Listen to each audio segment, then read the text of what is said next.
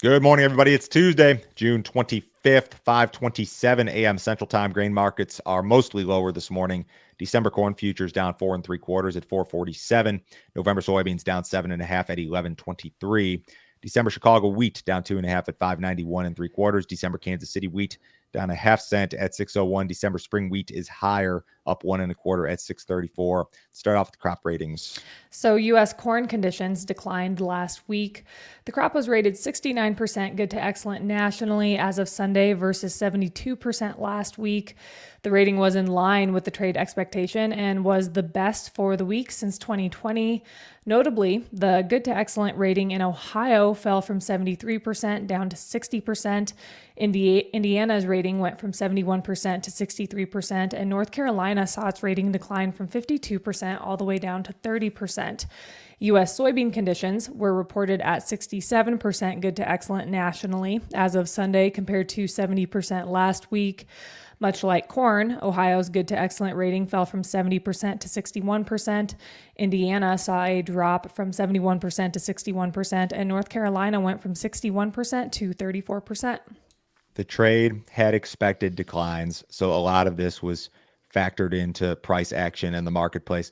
Let's look at corn ratings. So 69% good to excellent is still above average and is still a number that on this date statistically correlates with yields that could be above trend in a lot of years. So even though the ratings dropped, the trade is still looking at this and saying, yeah, you know what, nationally, that's a number that still oftentimes would correlate to trend yields or above trend yields. And I know 181 national corn yield is a tough number for you guys to stomach given the flooding that we've seen, the excessive moisture in some areas.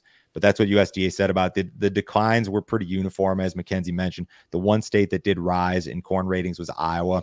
Iowa went from 74 to 77. And Iowa, of course, carries a lot more weight than some of the, if you call them fringe areas or whatever. The crop ratings are weighted by production density. It goes down to a county level, actually. So Iowa carries a lot more weight. If that Iowa rating had declined, the national rating would have declined by a lot more. So overall, yeah, we declined, but these are still seasonably good ratings. And keep in mind, the ratings, if you look at this chart, if you guys are watching, the ratings tend to decline throughout the growing season. You don't typically rise during the growing season. You most often decline once like late June, July rolls around, and you'll continue to decline really up until harvest for the most part. What about winter wheat? So, U.S. winter wheat harvest is significantly ahead of schedule. The crop was 40% harvested nationally through Sunday versus 27% the prior week and 25% on average. The crop is 95% harvested in Oklahoma, 74% in Texas, and 53% in Kansas. No progress has been reported in Idaho, Michigan, Montana, Nebraska, Oregon, South Dakota, or Washington. Winter wheat conditions improved to 52% good to excellent versus 49% a week ago. The U.S. spring wheat crop was rated 71% good to excellent nationally compared to 67% last week. That drop in spring wheat ratings was quite a bit larger than expected. We went from 76 to 71. The trade only thought we were going to drop by 1%. And that's why you've got this massive 1 cent rally in spring wheat futures this morning. North Dakota dropped 10% in spring wheat ratings, 82 down to 72. Good to excellent. Let's jump to weather. Rain is likely to return to the U.S. Corn Belt later this week. Iowa, Illinois, Missouri, Indiana, and Ohio will see the best coverage during the next 5 days. The 5 to 10 day forecast calls for additional rain in these same areas while introducing rainfall into Kansas, Minnesota, and Wisconsin. The extended GFS is mostly wet through July 11th. Above normal temperatures are likely to remain a trend across much of the Corn Belt through the 8 to 14 day period. Despite weekend flooding, traders seem convinced that recent rains are a good thing overall, as they were beneficial for the areas that did not experience flooding or excessive moisture. Bushels were absolutely lost over the weekend. We talked about this at length yesterday as a result of this flooding. But the areas that caught the rains and didn't flood and the rains were more modest, you look at a lot of, say, the southern 2/3 of Iowa, those rains were beneficial, and you've got beneficial rains that are forthcoming. So the more I think about it and step back, this isn't very complicated. You've got a wet forecast on June 25th. You got plenty of rain in the forecast up until the 4th of July. And that's never bullish. It's just not bullish this time of year. You need the opposite. You need a dry forecast this time of year for a material crop scare type deal. And we talked about yesterday the difference between wet years and dry years, and how in a dry year, you can see the drought damaging crops in real time. Where a wet year, you can get into a deal where crops look really good from the road at 70 miles an hour, which is what crop ratings are.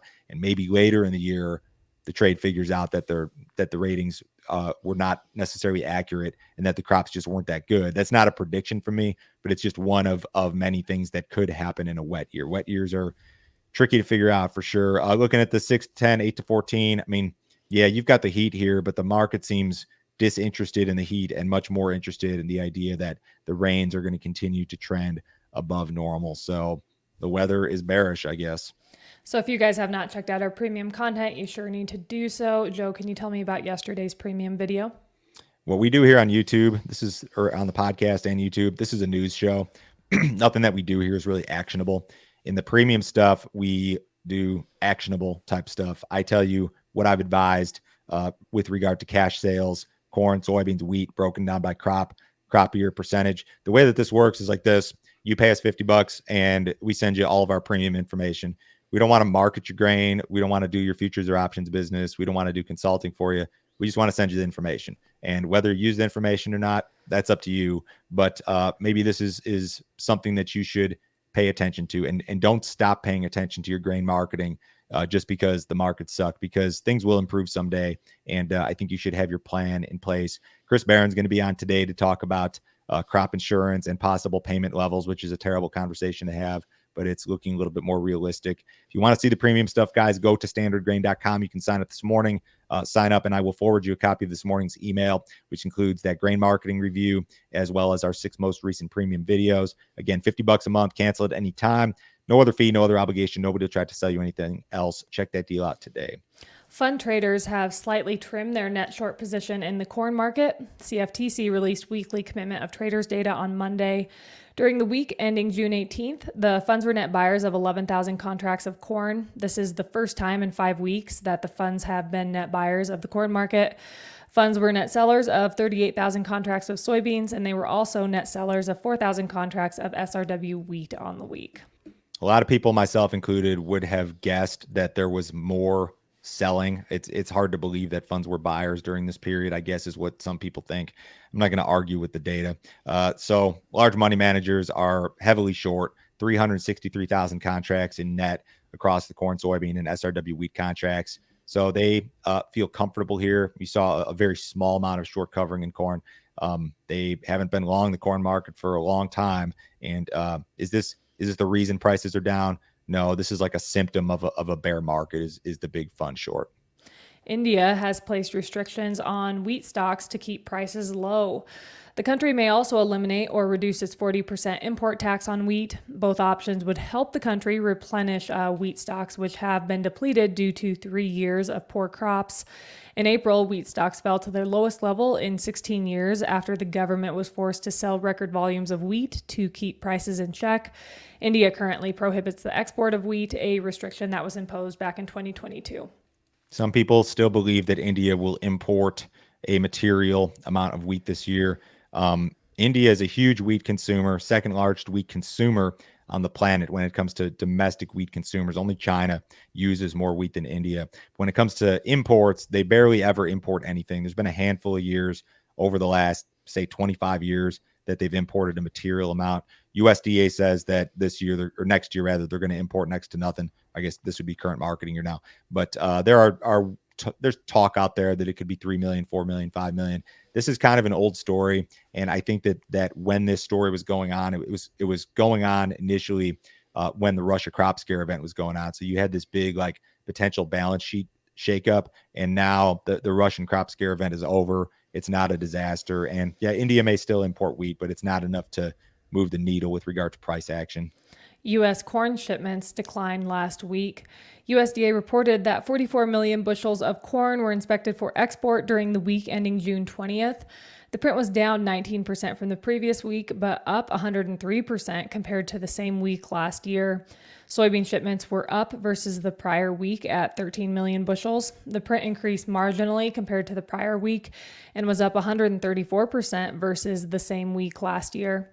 Wheat shipments declined compared to the previous week at 13 million bushels. The print was down 16% from the previous week, but up 67% versus the same week last year. These are good numbers pretty much across the board. So old crop corn and soybean shipments are on track for the most part to hit USDA projections. We're just getting started with the wheat marketing year, but that's a good shipment number. The export problem is more a new crop thing, which we've talked about at length.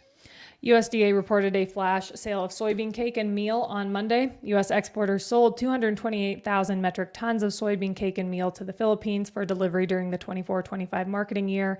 This is the third flash sale of soybean cake and meal to the Philippines since the beginning of the year, totaling 594,000 metric tons. That's a big meal sale for new crop delivery, and you're going to see more of that.